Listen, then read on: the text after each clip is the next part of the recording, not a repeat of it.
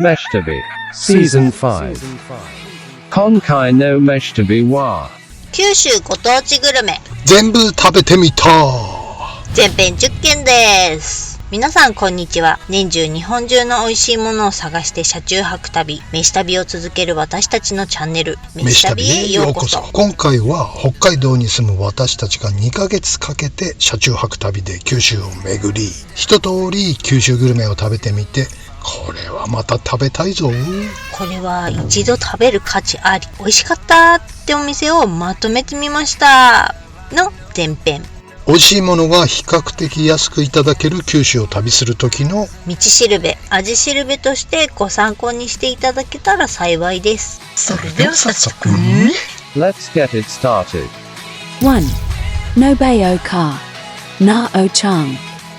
チキン南蛮の元祖と言われるお店の一軒、宮崎県延岡市にございますなおちゃん。どこのお店が元祖なのかってことに関しては諸説あるということで、今回はスルーするとして、はい、11時のオープンめがけて来てみたら、すんごい行列だったんで、2時間ずらして13時に参上すると10分ほどの待ち時間で案内されました。はい、これがなおちゃんのチキン南蛮。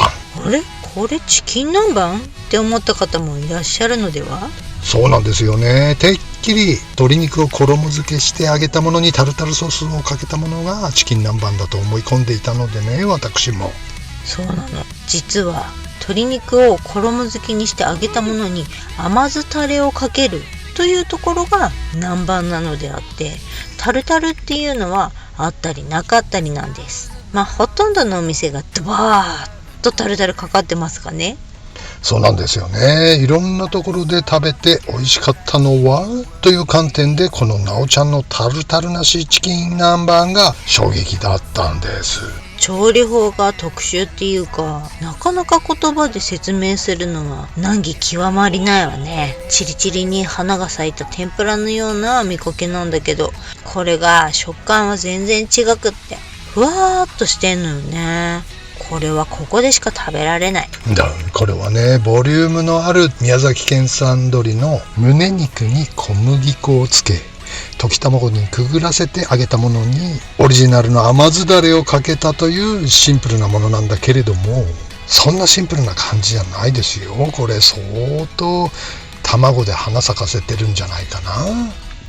このチキン南蛮の南蛮っていうのは、室町時代から江戸時代にかけて渡来したスペインやポルトガルなどの国々が南蛮と呼ばれ、この南蛮諸国にはエスカベッシュという料理があってね、エスカベッシュ、揚げた小魚を酢漬けにしたタパスなんだけど、これが南蛮貿易によって九州地方に伝わり全国に広まったものと思われるんです。南蛮からやってきた料理ということで南蛮漬けと呼ばれるようになったんだそうな。南蛮って唐辛子のことかと思ってた。どうやら唐辛子のことを南蛮っていうのは北海道と東北だけらしいです。マジで。 2. Fukuoka Myoke Udon。 お次はうどんね。昭和29年創業、福岡は上五福町にある老舗。なんとも味のある佇まいでございますよ。ほとんどが木で覆われた古き良き歴史を感じる店内。仕切りがないので全ての工程が丸見え。いいですね。いい風情でございますね。これ映画のセットみたいじゃないですか。実は九州、うどんが相当うまいんです。うどんってあんま興味ない食べ物だった for me だったんでございますがねえ、私も九州来て断然うどん好きになっちゃいました。しかも安いね。メニューはうどんかそばの2択、それに天ぷらか丸天乗っけるか乗っけないかっていうシンプルなやつ。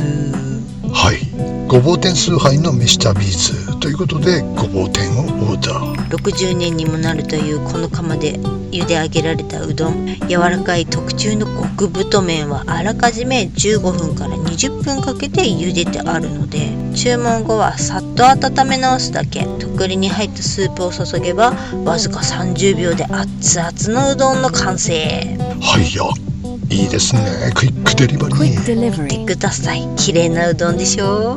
豚、角豚のうどんは珍しいですよね、福岡ではね。麺は太めの超やわ麺、ふんわりもっちもちでうま甘いこれはもはや餅みたいな食感ね。スープは出汁の優しい香りがしてて食欲をそそります。透き通る黄金スープは魚介の風味が強いお出汁ね。苦味や雑味はなく、うっかり会員してしまいそうな優しい美味しさおつゆがうまいんですよね。おつゆが西のうどんはね。これ博多で一番好きかも。三宅うどんわかる。美味しいもん。 3. Kagoshima, Chojuan. お次は鹿児島の逆サイドまでは Oh. 九州の南端に位置する指宿っちゃこれよね。でもなんか観光客しか行かないっぽいイメージだったからスルーしてたんだよね。はい、だけど一回は味わっておかにゃーねーと思って体験してみると、あら美味しい。イメージしてたそうめんと全然違うってね。結構これ良くなくないってことで、はいはい。なんと指宿市営というこの当選郷の流しそうめん、夏には大行列になるらしいんだけど、今回は季節的にまだ流しそうめんって感じじゃなかったからね、逆に良かったのかも。はい、当選郷の流しそうめんは想像以上に広く、いくつかお店があってぐるぐる回って雰囲気が良さそうで落ち着いて食べれそうだったのがこちらの長寿庵さん。これがまた正解だったのかもね。はい、初体験の流しそうめんならぬ回りそうめん、回転そうめん。これ写真で見たときはふーって吹いちゃう感じだったけど、いざ体験してみると、あら楽しいこれって感じでね。ああ、結構よくってびっくりしましたね。これはまた暖かい季節に期待です。清流のマイナスイオンを感じながら自然に囲まれていただく流しそうめんね。川の流れを見ながらゆっくり食事ができて来てみてよかった。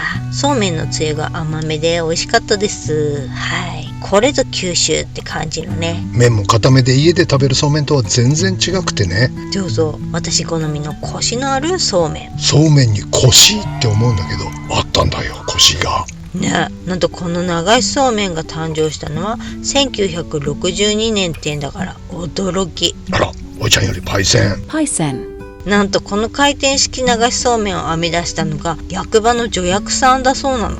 あの銅像の人、助役さんなんだ。そう、井上さん。なんでも奥さんがたらいで洗濯するのを見て思いついたとかって話。戦時中は航空機の設計の仕事をしてたもんだからメカに強くって回転式を編み出しちゃったんだとさ。あ、そうなんだ。回転寿司をヒントにじゃないんだね。これで特許も取った井上さんだけど、特許権は町に譲渡したんだって。すっげえ井上さん、楽しい流しそうめんごちそうさまでした。 4. Fukuoka, Gunso Ramen Nagahama Ka. 4番ファースト。会長のソフトバンクが強すぎる問題に頭を悩ます北海道民なのですが、そんなソフトバンクホークスのお膝元福岡といったらやっぱり博多ラーメンショー。はい、大好きです。博多ラーメンっていうか、私がこの世で一番愛してやまないラーメンが福岡にあるんです。なので敵地ながら福岡大好き。感情こもったかな。いや、こもったでしょ、バッチリ。博多ラーメン数あれど飯旅ーズが崇拝するのはこちらのラーメンですね。元祖長浜ラーメン、長浜家、通称ケイチ。間違いない、好きだわ。長浜の忙しい魚市場関係者にちゃちゃっと食べてもらえるようにと注文するとすぐ出てくる細麺のラーメンスタイルが市場関係者に愛され発展したんだそう。替え玉の発祥としても知られていますね。替え玉もそうなんだ。さすがはケイチ。博多っ子にも愛されてるようですよ。もう5回ぐらい行ってっけど空いてんの見たことないもんね。24時間営業なのに。24時間営業ってすごいよね。大繁盛店なのに、しかも500円。知ってる限りずーっと値上げなし。これ目と鼻の先に元祖長浜屋というお店もありまして、屋台から始まった本当の長浜ラーメンの元祖はこちらのお店の方なんですが、これそっくりに真似たものなのか、はたまた友好的談合のもとそうなっているのかは不明ですが、屋号から丼スタイルから全てがそっくり。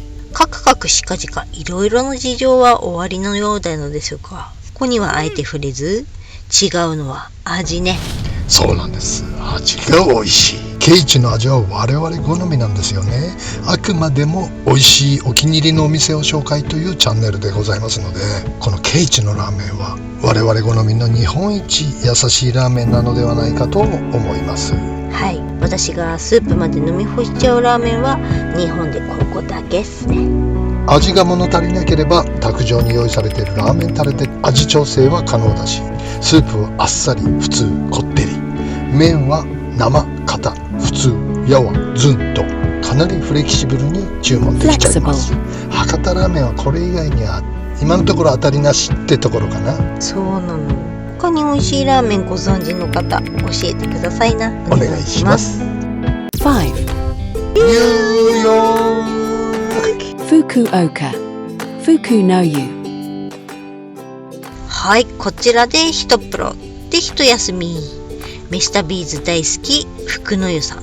いろいろ大好き福岡なのですが、サウナ好きのミスタービーズ、国内屈指のお気に入りの施設がこれまた福岡にあるんです。そうなの。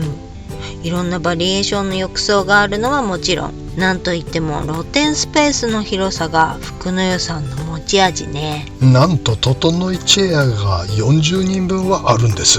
ベンチを入れたら50人以上が一度に整うことができるというサウナーにはたまらない施設なのでございます。サウナが90度25人サイズ、30分前のオートロウリュでしっかり汗のかけるセッティング。水風呂は14、15度くらいかな。7人は入れるゆったり感がいいですね。寝湯が高濃度炭酸泉のぬる湯になっててやばすぎ。1時間は寝ちゃった。わかる。すのこ一つをとっても機能的で安全でスタイリッシュなものが選ばれている。この辺の配慮はプロデューサーなのか建築家なのか、アディロンダックチェアの素晴らしさを教えてくれたのもここ福の湯さんでした。ああ、そっか。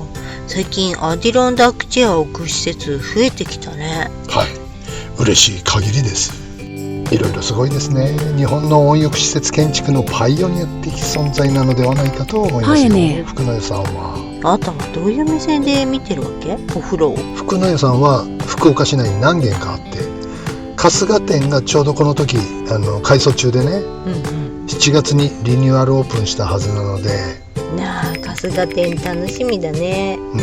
サウラ店でスパ銭湯の駐車場にマセラティが止まってんのを初めて見ました。あった。6. Today's katsu curry. Nobeo Car. Thank your shock door.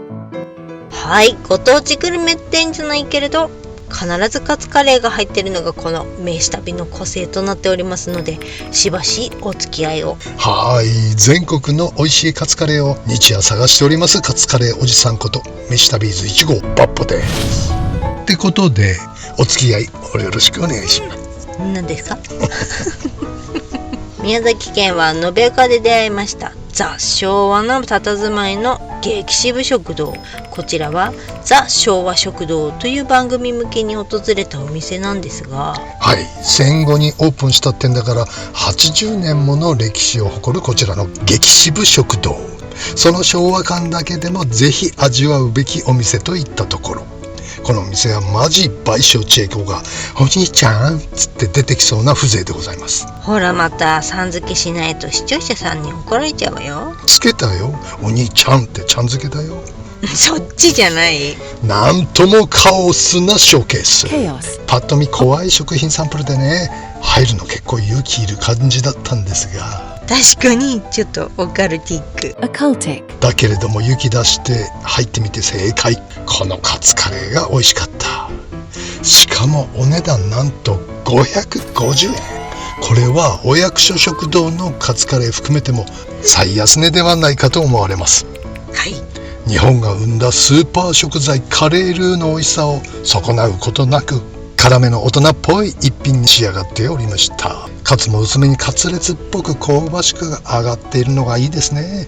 特別な美味しさとまではいかないがコストバリューレシオは最強っす。 Cost value ratio. こういうシンプルに美味しいカレーなかなかないんですよね実は。しかもいちご付き。いいねこれ。オムライスも昔懐かしいタイプ。流行りのトロットロじゃない、しっかり焼かれて巻かれたやつ。チキンライスの味付けも絶妙。鶏肉いっぱい入って美味しいよ。お母さんありがとう。お母さんの料理美味しいですね。あんまり安うまいのでうっかりラーメンも頼んじゃいました。お母さん一人で営業されてるから時間に余裕を持ってゆっくり待ちましょうね。はい。 7. Fukuoka Tempura Hila O. はい、福岡空港が目の前のこちら、私たちが大好物の天ぷら屋さん。ここは福岡ピーポーが羨ましいっていうお店ね。はい、これもう全力で北海道にも出してほしい案件ですね。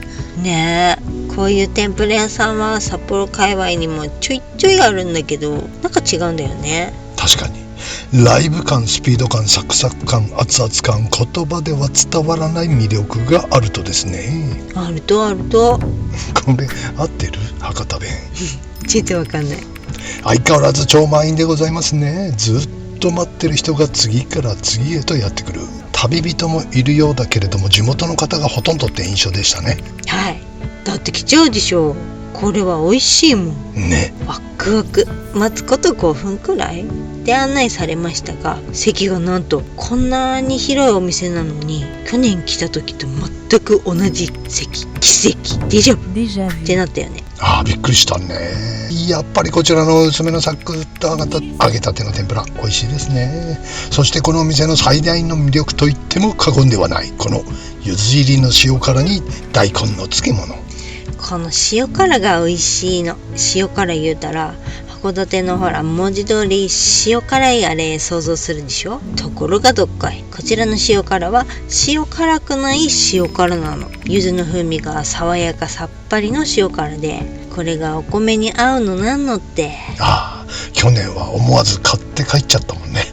んだ、大根の漬物も柚子入りだし、味噌汁の出汁も美味しい出汁だし。だしだしだし。出汁出汁。天ぷらもどれもシンプルなんだけど美味しい。よくある花の咲いた天ぷらじゃなくて薄衣なのがいいですね。サバの天ぷらがうまかった。なんでサバの天ぷらってないんだろう。絶対やった方がいい。うまいね。定食に鶏天が入ってるのも九州って感じね。鶏天も柔らかくて美味しい。ああ、うますぎるぜ。すごいスピードで平らげごちそうさんってお店を出ると、あら、お隣は飛んで火にいる牧野うどんさん店でね。まさかの牧野うどんも食らうの牧野うどん。その模様はまた別の機会にね。 8. Fukuoka Asahi Ken. こちらは博多で外せないグルメね。はい、こちらは夢にまで出てくる餃子なんです。この博多タイプのちっちゃい餃子でやるビールが最高すぎるんですつって、こちらの春吉のお店は今回初めてお邪魔したんですが、なんで鉄鍋餃子じゃないのって。いや、鉄鍋も美味しいですよ。鉄鍋も美味しいけど福岡はやっぱこれだな。鉄鍋ももつ鍋もねじねじ鶏皮も水炊きも美味しいけど、どうしてもビールのお供に食べたくなるのはこれだ。ワン、ツー、スリー。ビールのあてに食べ出したらやめられない、止まらない、かっぱ餃子状態。しかも10個で470円と驚きだ。これは恋しくなる餃子ね。私の中で日本三大餃子。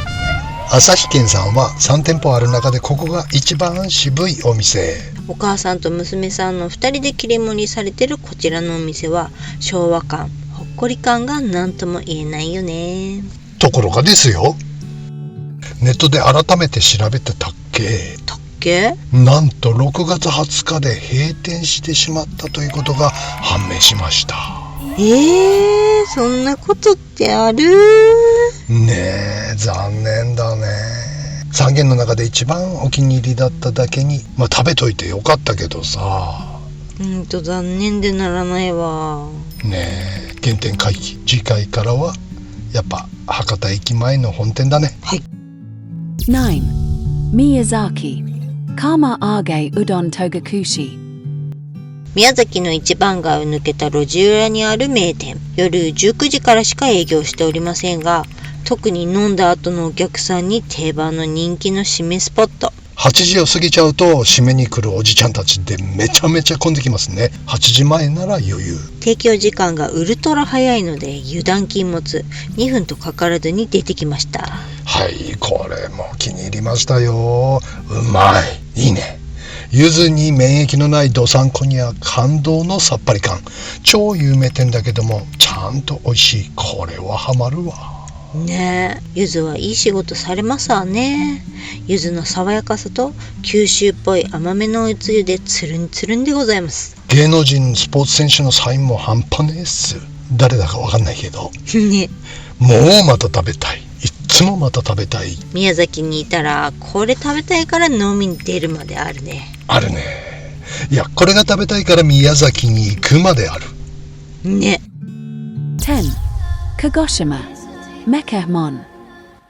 北海道から鹿児島へ来て、回転寿司ってお思いでしょうが、はい、皆さん北海道の回転寿司を非常に褒めていただくんですが、いやいや日本はどこで食べても美味しい回転寿司ありますよの九州版。回転寿司食べログ日本ベスト10食べ比べてみたの動画でもご紹介しております。こちらのお店、食べログでは日本13位ですが、飯旅的には5本指のお気に入り回転寿司です。まず回ってる寿司たちが美味しそうなんだよね。ここは見るからに鮮度がいい。また盛り付けが綺麗でさね。日本中回ってる私たちを驚かせる回転寿司でしたね。見たことない聞いたことない魚たちもちらほら。青物三種盛りってやつがすごかった。アジ、しめ鯖、きびなごがセットでいただけますねえ、すんごいよねこれ。アジなんてお作り状態だよ。しかもアジの骨は後で唐揚げにしてくれちゃう。天だから驚きだ。すごいよね。回転寿司でだよねえ。まず北海道人はアジのうまさに驚くでしょう。こっちのアジは刺身でも寿司でもうまいし、アジフライも別物。ねえ、思った。アジフライはこれ何のフライって思っちゃうくらい今まで食べてきたアジフライと違うのね。はい、これがカラッと揚がったアジの骨せんべい。唐揚げっぽい味付けがいいですね。いや、唐揚げだし、これがまた美味しい。ビールのつまみにもってこいのやつ。やっぱメッケモンさん、特にドルフィンポート店さんは別格ってことでよろしいでしょうか。はい、そうだね。実は他の店舗にも行ってみたんだよね、メッケモンさん。ちょっと様子は違うぞって感じだよね。ね、別物って感じがしたよね。もっと他の店舗も行ってみなきゃ。いや、こちらのドルフィンポート店さんは素晴らしいっす。やっぱ日本の回転寿司はこうでなくっちゃね。ちゃんと美味しそうなお寿司が回ってて、職人さんがあちこちで威勢よくと鳴らしながら手握りしててね。あ、そうそう、この音この音でね。あ、手袋なしってのがまたいいじゃないの。ねえ、これぞ日本の寿司。これはマジでメッケモン。Jikano Meshatabiwa. Gachi Day Mata Tabathai. Obihiro Shichorsha Tale Komi Special Death. O Tano Shimi Ni. See you soon. ぜひ北海道の方もね、いつの日か九州のグルメツアーに見て行ってみたいと思っていただけたらすごく嬉しいなと思いますね。福岡周辺だけで十分美味しいからね、飛行機で行けば、2時間半ぐらいかな。車で行く場合は長い旅になりますね。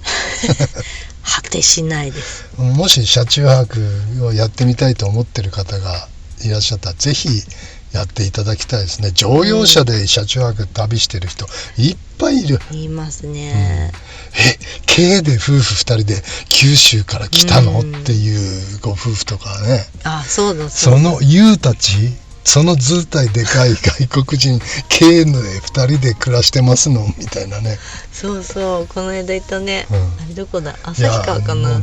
皆さん楽しんで、旅しててね、それぞれの旅の仕方がありますがいいよね。ってことで後編もまたございます。10件ございますので、はい、お楽しみに。よろしくしなちく。はい、北海道の人は九州にいて安くてびっくりすると思うね、こんなに安いの。安い。で九州の人は北海道に来てこんな高いのってびっくりするんだよね。本当そうだと思う。ガソリンは逆だけどね、そうですね。食べ物に関しては本当に九州安い、なんでこんな違うかね。北海道は高いよね。高い、あかんよね。もうまあ夏場はだいたい北海道回ってるんですけど、すぐ破産してしまいますもんね、北海道高くてってことで、美味しいけどね。今年の冬はね、なんとか沖縄で1ヶ月ぐらい過ごしたいなと思ってる。初耳。やっぱり初耳です今。一番寒い時さ、九州でもやっぱり氷点下にちょいちょいなるからね。まあなるね。沖縄ならだいぶ暖かいんじゃないかなと思って。